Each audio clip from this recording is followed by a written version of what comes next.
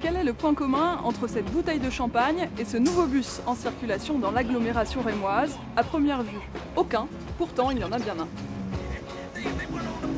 Depuis le 21 novembre, il circule sur 2 lignes de l'agglomération rémoise.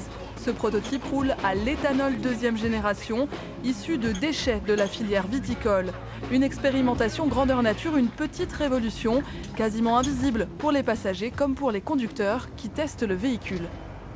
Les repères sont à peu près pareils, il n'y a aucune différence par rapport à un diesel. Après, peut-être qu'on est un petit peu mieux installé dans ce bus-là que dans les autres bus, mais autrement, il n'y a pas un grand changement.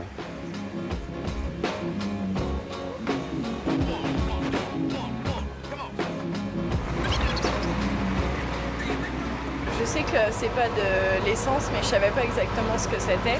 Mais oui, j'avais lu sur le bus qu'il n'était pas comme les autres. En fait, le carburant, c'est grâce aux déchets. Ah ouais. Et c'est comme ça qu'il roule. Franchement, impeccable. Hein. Impeccable le bus.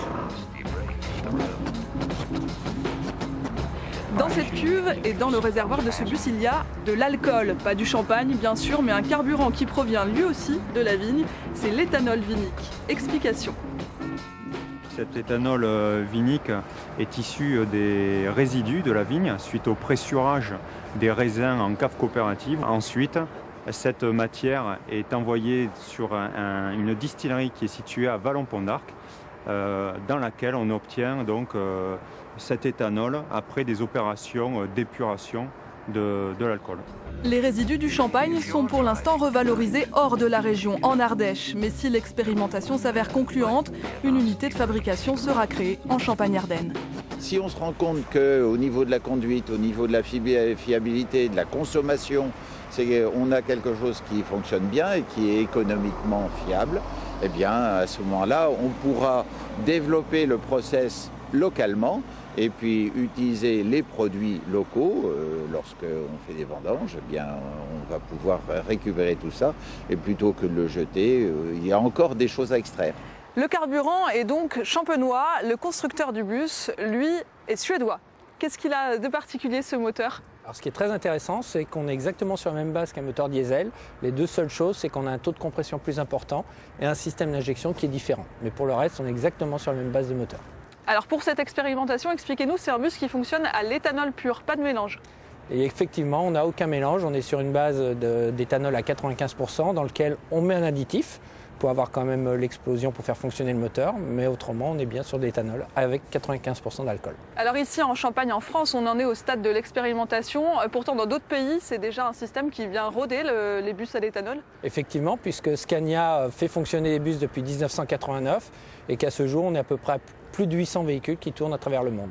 Donnez-nous un exemple. Alors quels sont les pays en pointe? On sait que le constructeur est suédois, le modèle, l'inspiration vient de Suède. Alors on a au niveau de Stockholm par exemple plus de 130 bus qui tournent actuellement à l'éthanol puisque la ville de Stockholm a décidé d'avoir aucun bus fonctionnant au diesel à l'intérieur de sa ville.